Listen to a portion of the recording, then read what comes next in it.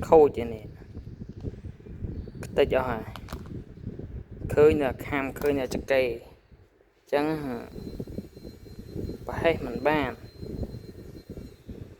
khô mà chỉ mơ phẹp mai tới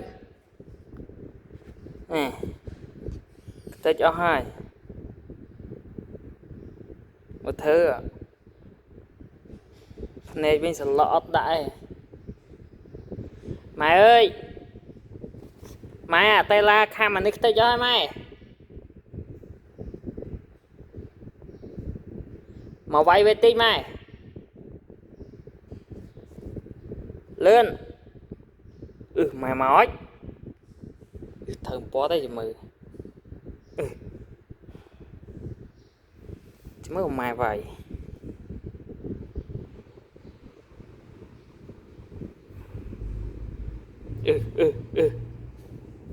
chết khai mày đấy chứ mới mày vậy mày vậy tay la môi mày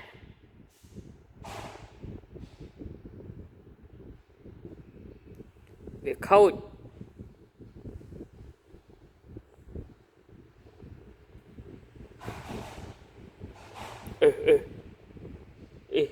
mày vay lấy ở chui vậy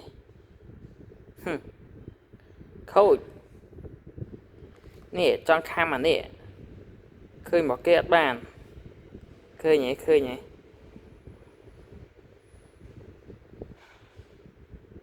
khâu chứ